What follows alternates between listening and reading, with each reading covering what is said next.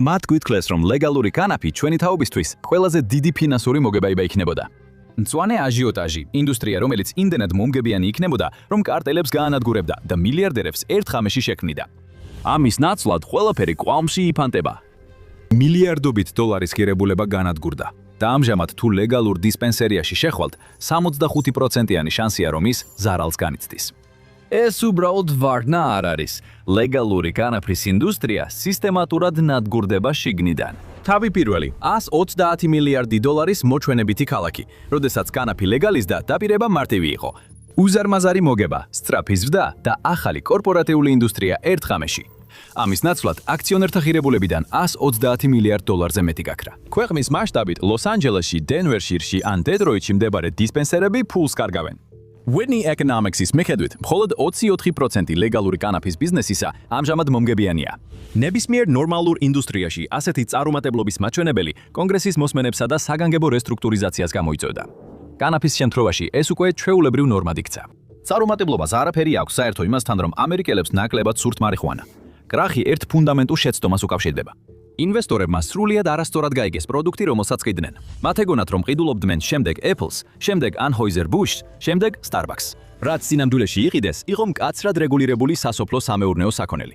თავისი ბუნებით ის უფრო ახლოსაა სოიოს მარცვლებთან, ღორის ბეკონთან ან ხესთან, ვიდრე სამომხმარებლო ტექნოლოგიებთან.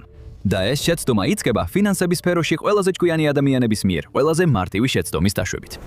მეორე თავი, მწვანე ციებ-ცხელების ილუზია. 2014 წელს კოლორადომ გავხსნა პირველი რეკრეაციული ბაზარი ამერიკის ისტორიაში და შედეგები მხისიერი იყო. აქციების გრაფიკები თითქმის პირდაპირ ზევით წავიდა და ვენჩურული კაპიტალი იმოქმედა ისე, როგორც ყოველთვის იქცევა, როცა ციფრები ასე მოძრაობს. მან დაიწყო შემდეგი პლატფორმის ტალღის, შემდეგი დიდი ფსონის დევნა, მალე ინვესტიციების ნაკადი წამოვიდა. მედმენმა გახსნა მთავარი მაღაზია მეხუთე ავენიუზე მანჰეტენში. ეს იყო თანამედროვე ოპერაცია გაბრიალებული ბეტონის იატაკებით, თითოეულ დახზე აიპადებით და პერსონალით, რომლებიც ერთნაირ წითელ პერანგებში იყვნენ. ინვესტორებისთვის შეთავაზება პირდაპირ იყო. ეს იყო მარიხუანას Apple-ის მაღაზია. მაგრამ ამბიციები ამით არ დასრულებულა. ჯასტინ ჰარტფილდმა, Weedmaps-ის დამფუძნებელმა, ეს სხვანაირად წარმოადგინა. ის აპირებდა შეექმნა მარიხუანას ELP. სხვები კიდევ უფრო შორს წავიდნენ და თავი კანაფის Procter და Gamble-ად წარმოაჩინეს. მათ დაპირდნენ, რომ ფრაგმენტირებულ ბაზარს ერთ დიდ ბრენდების ქოლგაში გაერთიანებდნენ. თითოეულმა მათგანმა ასობით მილიონი დოლარი მოიზიდა ამ დაპირებით. შემდეგ რეალობა გამოჩნდა. კანაფი iPhone-ი არ არის. ხელოვნური დეფიციტი არ მუშაობს. არაფერი უშლის ხელს კონკურენტს, იგივე პროდუქტი სულ რამდენიმე მილში მოჰყავდეს და უფრო იაფად ყიდდეს. თავარ ლეგალურ ბაზრებზე კანაფის საბითუმო ფასები დაახლოებით 85%-ით დაეცა 2015 წლიდან. რომ გავიგოთ, რას ნიშნავს ეს, წარმოიდგინე, რძის ფასი 10 წლეულის დასაწყისში $4-დან 10 წლეულის ბოლოს 60 ცენტამდე რომ დაეცეს. ნებისმიერ სხვა ინდუსტრიაში ასეთი დეფლაცია განგაშის ზარებს გამოიწვევდა.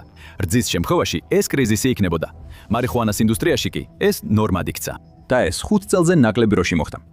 მედმენმა გაკოტრების შესახებ განცხადება შეიტანა და ნაწილებად გაკიდეს. კომპანია, რომელიც ოდესღაც თითქმის $2 მილიარდ იყო შეფასებული.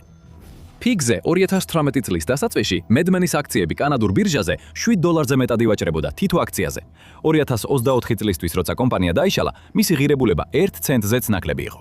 Tilray's აქციამ ფიკური ღირებულების 85%-ზე მეტი დაკარგა. მარიხუანის Apple-ის მაღაზიაში იგივე პროდუქტი იყიდებოდა, როგორც იმ სკოლის მოსწავლეს ჰქონდა ზურგ ჩანთაში და ყიდდა. მხოლოდ დამატებით 38%-იანი გადასახადით. მაგრამ ზედმეტი მიწოდება მხოლოდ ნახევარი იყო იმისა, რაც მათ დააზარალა. მეორე ნახევარი იმ უწყებიდან მოდიოდა, რომელიც მათ დაცვას უნდა უზრუნველყოფდა. მესამე თავი შიდა შემოსავლების სამსახურის სასიკვდილო განაჩენი.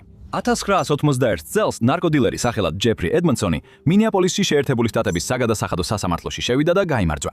შიდა შემოსავლების სამსახურმა ის გამოიჭირა და სცადა მისი არალეგალური შემოსავლის დაბეგვრა. ამიტომ მან გადაწყვიტა წინააღმდეგობა გაეწია.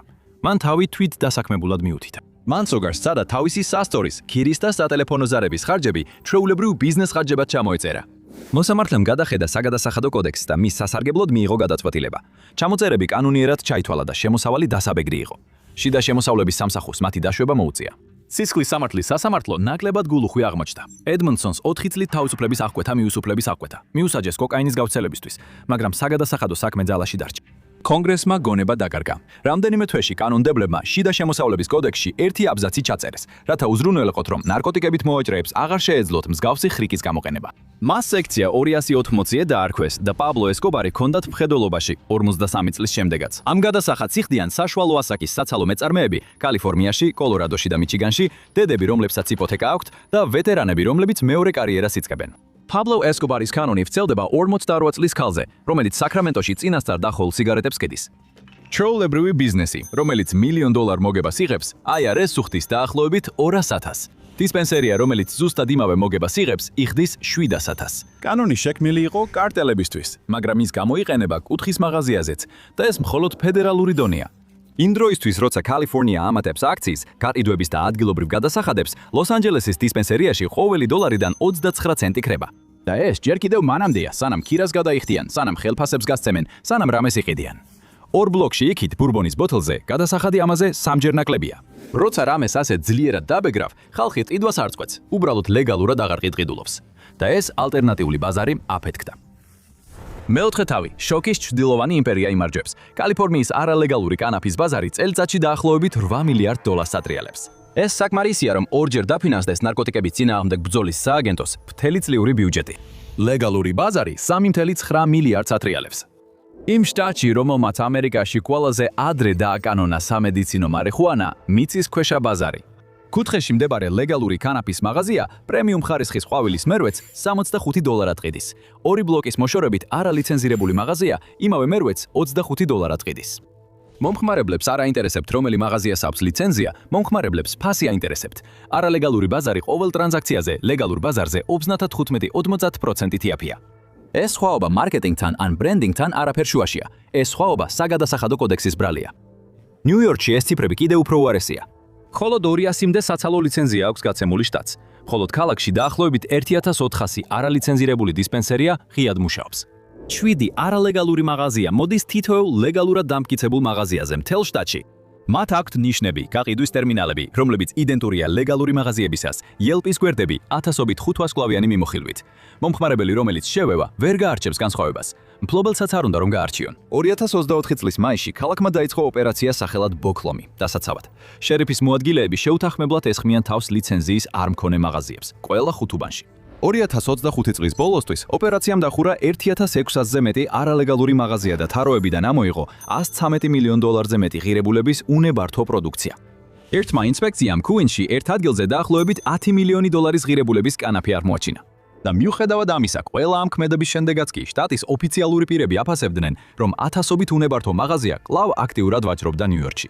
მაღაზიები ხელახლა იხსნებოდა, ზოგ შემთხვევაში კარის ბოკლომის მოხსნიდან რამდენიმე საათში. სამხრეთ ლოს-ანჯელესის ზოგიერთ უბანში კი განსხვავების დასანახად მხოლოდ ბნელის დადგომას უნდა დაელოდო. კუთხეში მდებარე ლიცენზირებული დისპენსერია 9 საათზე იკეტება. შიგნით შეიძლება 2 კლიენტი იყოს. ერთი კვარტალი რომ გადახვიდე, უნებართო მაღაზია კი 2 საათამდე ღიაა. კართან დაცვა დგას, მანქანების რიგი კი ელოდება, როდის გამოვლენ მიტანის თანამშრომლები. შიგნით ბრტყელ ეკრანიან ტელევიზორზე მენიუ იგივე ბრენდებს აჩვენებს, რასაც ლეგალური მაღაზია ყიდის. დაბალი ფასები, მხოლოდ ნაღდი ფული, კედელზე არსად ჩანს ლიცენზია. ლოს-ანჯელესის ქალაქის პროკურატურამ 2023 წლიდან 300-ზე მეტ უნებართო მაღაზიაზე შეიტანა საჩივარი, როგორც საზოგადოებრივი პრობლემის წყაროზე. მათგან 2/3 90 დღის განმავლობაში ახალი სახელით ისევ გაიხსნა. ხშირად იმავე შენობაში, იმავე დაცვით, იმავე მენიუთი, მაგრამ კარზე ახალი აბრაა. კუჩის მოპირდაპირე მხარეს მდებარე ლეგალური მაღაზია მთელი ამ დროის განმავლობაში იხდიდა ქირას, ხელფასებს და გადასახადებს და ყოველ ახალ გახსნაზე თავისი მოგების მარჯის შემჯის შემცირებას უყურებდა. მაგრამ ნამდვილი დახვეწილობა მაღაზიებს გაცდა. ჩრდილოეთ კალიფორნიაში, ჰუმბოლტის ოლქში, ემერალდის სამკუთხედის სიღრმეში ფედერალური გამომძიებლები იწყებენ ახალი რაღაცის დაფიქსირებას. ლიცენზირებული მევენახეები თავიანთი შტატის მიერ გაცემულ ლიცენზიის ნომრებს საფარველად იყენებენ. დოკუმენტურად ისინი ზუსტად იმდენს ზრდიან, რამდენსაც კალიფორნია აძლევს სიმძლევის უფლებას, მაგრამ ეს მხოლოდ ოპერაციის ნაწილია. იმავე შენობებში ისინი 10-ჯერ მეტ ზრდიან ოფიციალური აღრიცხვიდან გარეთ და ეს პროდუქცია კალიფორნიაში არ რჩება. ის გადადის შტატების საზღვრებს მიღმა, ნიუ-იორკში, ფლორიდაში და ტეხასში, სადაც ფასები 3-ჯერ მეტია ვიდრე კალიფორნიაში და ეს კიდევ უფრო ღრმად მიდის ვიდრე ცალკეული ოპერატორები. ბოლო წლებში ფედერალურმა ორგანოებმა კალიფორნიაში მასშტაბური მოყვანის ოპერაციები ტრანსნაციონალურ კრიმინალურ ორგანიზაციებამდე მიიყვანეს. საკრამენტოს რაიონში ჩატარებული ერთ-ერთი რეიდის დროს ფედერალურმა აგენტებმა ათეულობით მოყვანის სახლზე მიიტანეს იერიში, რომლებიც სავარაუდოდ ჩინური ორგანიზებული დანაშაულის მიერ იყო დაფინანსებული.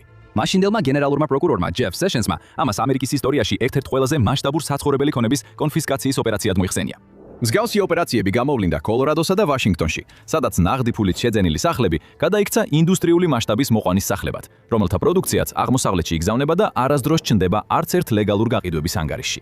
კალიფორნიული ინდორული ყვავილის ერთი ფუნტი ლოს-ანჯელესში $800 იკედება. იგივე ფუნტი მანჰეტენში გადააქვთ და $2,000-2500 ყიდიან. ფლორიდის მიწისქვეშა მიწოდების ქსელების საშაშვალებით მისი ფასი $3,000-3,200 აღწევს.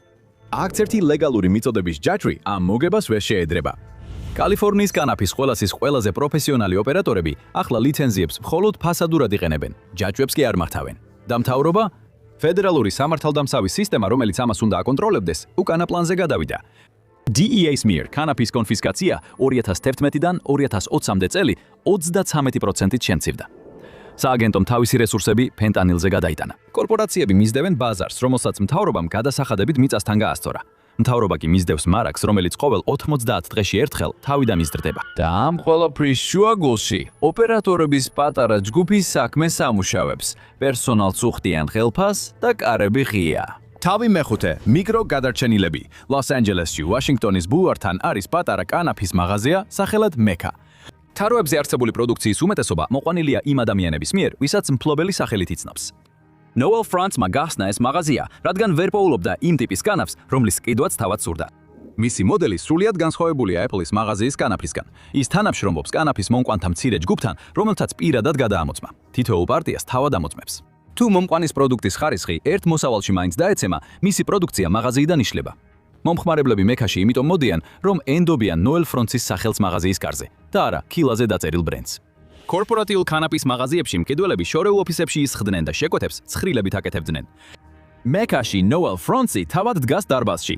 ესაუბრება მუდმივ კლიენტს იმის შესახებ, რა იყიდა მან გასულ თვეში და რა ახალი შემოვიდა ამ კვირაში. მას ახსოვს მათი პრეფერენციები. მას ახსოვს ის ჯიში, რომელიც მათ მარტში არ მოეწონათ. ასეთი მოდელი არასდროს გაფართოვდება 100 ლოკაციამდე. სწორედ ეს არის აზრი.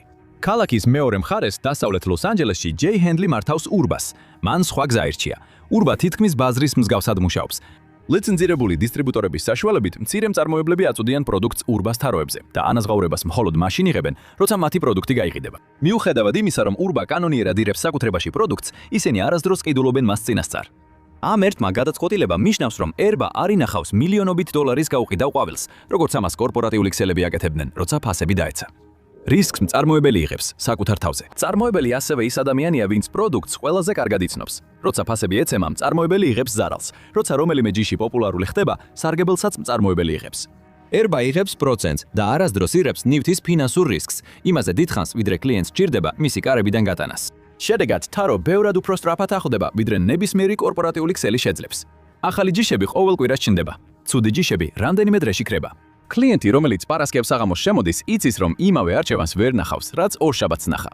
ურბა მარაგის ბრუნვა, რომელიც საცალო ვაჭრობაში ყველაზე ნელი და მოსაწყენი მაჩვენებელია, მარკეტინგული არაღად აქცია.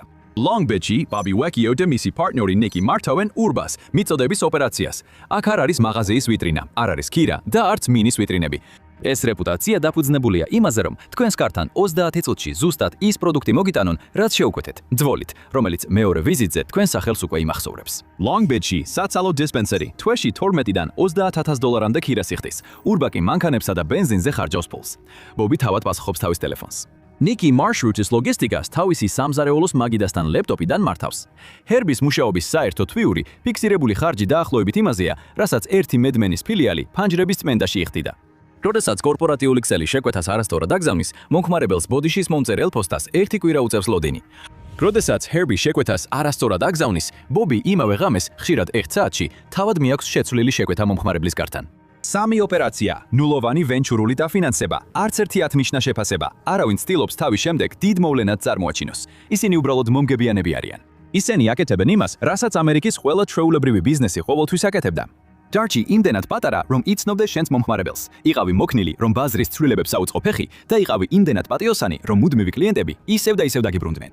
ისენი არიან, როცა ყველაფერს გვერდზე გადავდებთ. კანაფის ლეგალური ინდუსტრიის ერთადერთი ნაწილი, რომელიც რეალურად მუშაობს. და სისტემა ისევ შეიცვლება. ეს იქნება ის, რაც მათ საბოლოოდ დაასრულებს. მეექვსე თავი დიდი ფარმას ხელში ჩაგდება. ყველაფერი დაიწყო ერთი ხელმოწერით 2025 წლის 18 დეკემბერს. იმ დილით აშშ-ის ნარკოტიკების წინააღმდეგ ბრძოლის სააგენტოს ადმინისტრატორმა ხელი მოაწერა საბოლოო წესს, რომელმაც კანაფი ოფიციალურად გადაადგილა კონტროლირებადი ნივთიერების აქტიერებების აქტის პირველი კატეგორიიდან მესამე კატეგორიაში. 2090-ისთვის ეს ცვლილება სასიკუტკუდილო დათქმა იყო. 70%-იანი ეფექტური საგადასახადო განაკვეთი, რომელიც 10 წლეულების განმავლობაში კლავდა ლეგალურ ოპერატორებს, აღარ ვრცელდებოდა. კანაფის ინდუსტრია მიზეიმა, აქციები გაიზარდა, Tilray, Canopy, Curaleaf, ყველა ერთ დღეში 20%-ით გაიზარდა. სავაჭრო გამოცემებმა ახალი განთიადის შესახებ სათაურები გამოაქვეყნეს. Twitter-ი აივსო დამფუძნებლების მიერ დადებული შამპანურის ემოჯებით. შემდეგ კი გააცნობიერეს რეალობა. მესამე კატეგორია იგივე სამართლებრივი კლასიფიკაცია, როგორიც კეტამინი, ტაილენოლი კოდეინით და ანაბოლური სტეროიდები, რაც ნიშნავს, რომ კანაფი კანონიერად მკაცრად რეგულირებულ სამედიცინო პროდუქტად იქცევა. დაუმტკიცებელი რეცეპტული მედიკამენტი ვერ გაიყიდება ისე, როგორც მეკაყიდის მას. ურბას მიერ დახვეწილი მოდელი კვლავაც პირდაპირ არღვევს ფედერალურ კანონმდებლობას. ბობის უმარკო მიწოდების მანქანა ისევ არღვევს ფედერალურ ტრაფიკინგის წესებს, უბრალოდ სხვა წესების მიხედვით. Pharmaceutical products სჭირდებათ FDA-ის მიერ დამტკიცებული საწარმოო ობიექტები, კლინიკური კვლევის მონაცემები, აუდიტის კვალი, შესაბამისობის ხარჯები, რომლებიც მცირე ოპერატორს შეიძლება გაანადგუროს და Noel-ს ასეთი ფული არ აქვს. აქვს ბობის აქვს, არც ერბას, არც ერთ დამოუკიდებელ ოპერატორს დასავლეთ სანაპიროზე არ შეუძლია ამის გაწევა. ისინი თამაშიდან მაშინვე გამოდიან, როგორც კი წესი ამოქმედება, მაგრამ დიდ ფარმას შეუძლია. 2018 წელს FDA-მ პირველად ამერიკის ისტორიაში დაამტკიცა კანაფისგან მიღებული მედიკამენტი. მედიკამენტს ეწოდებოდა Epidiolex. ეს იყო კაცმენდილი ფორმის CBD, რომელიც წარმოებული იყო გაერთიანებულ სამეფოში და დამტკიცებული იყო ბავშვთა ეპილეფსიის ორი იშვიათი ფორმის სამკურნალოდ. DEA-მ თავდაპირველად იგი V კატეგორიაში განათავსა. 2 წლის შემდეგ მათ იგი მთლიანად ამოიღეს კონტროლირებადი ნივთიერებების სიიდან. Epidiolex-ის 1 წლის ღირებულება თითო პაციენტზე $32,500. იგივე ნაერთის ნედლი ფორმა კალიფორნიის კანაფის დისპენსერში ამ თანხის მცირე ნაწილად შეიძლება შეიძინოთ. ნაერთი არ განსხვავდება, მცენარე არ განსხვავდება. რაც შეიცვალა, იყო რეგულირების კატეგორია. როგორც კი პროდუქტი გადადის სააფთიაქო სვეტში, მას აფასებენ როგორც ფარმაცევტულს, ტყიდიან როგორც ფარმაცევტულს და იცავენ როგორც ფარმაცევტულს. ალტრია უკვე ფლობს მრავალ მილიარდიან წილს კრონოსში. ბრიტანულ-ამერიკული თამბაქო ფლობს თითქმის 30%-ს კანადური კანაფის მწარმოებელ ორგანიგრამში. თამბაქოს და ფარმაცევტულმა კომპანიებმა ბოლო 5 წელი ჩუმად გაატარეს, რათა თავიანთი ადგილ-აიგილი დაეკავებინათ, მაშინ როცა მედია კორპორატიული კანაფის კრახებზე იყო გადართული. ლობირების მონაცემები დანარჩენ ისტორიას გვიყვება. ფარმაცევტულმა და ჯანდაცვის პროდუქტების ინდუსტრიამ მხოლოდ 2025 წელს ფედერალურ ლობირებაში $300 მილიონ მეტი დახარჯა. ბრძოლა არც კი არის თანაბარი. როდესაც FDA ახალ წესებს დაწევს, ისინი დაიწერება იმ კომპანიებისთვის, რომლებიც უკვე მუშაობენ FDA-ის ჩარჩოებში და არა Noel Fronts-ისთვის პიკო ბულვარზე. იმ დროისთვის, როცა რეგულაციები სრულად ამოქმედება, დისპენსერი ისეთი, როგორიც ჩვენ ვიცით, აღარ არსებობს. თავრობამ, რომელიც უნდა დაელეგიტიმირებინა ის, გადასახადებით ნელ-ნელა დახურვამდე მიიყვანა. ჩრდილოვანი ბაზარი, რომელიც უნდა გამკრალიყო, ორჯერ გაიზარდა. და ის რამდენიმე დამოუკიდებელი ვინც figured out, როგორ გაეკეთებინათ ეს საქმე, მალე გაიგებენ, რომ ლეგალიზაციის შემდეგი ეტაპი თავიდანვე მათთვის არ იყო განკუთვნილი. თანამედროვე ამერიკაში მწვანე ციებ ცხელებებამ თავრდება, ისე როგორც ყველა სხვა ციებ ცხელებამ თავრდება. ერთადერთი ნამდვილი კითხვა, რაც დარჩა, არის რამდენ ხანს დარჩათ Noel-ს, Jace, Bobby-სა და Nick-ს იმისთვის, რომ შუქი ანთებული შეინარჩუნონ, სანამ ეს ყველაფერი სხვას არ მიეკუთვნება. ათლა უკვე დაწყებულია, მაგრამ არავის უთქვამს მათთვის, როდის დაიწყო იგი. ყველა საბაზრო კანონისა და ხველის მიუხედავად, ყველაფერი მაინც უფრო მარტივ რამეს უბრუნდება. რა ხდება სინამდვილეში, როდესაც კანაფს მოიხმარენ? გაიგეთ, რა ხდება თქვენს ორგანიზმში, როდესაც მარიხუანას ეწევით, ან უყურეთ ამ ვიდეოს.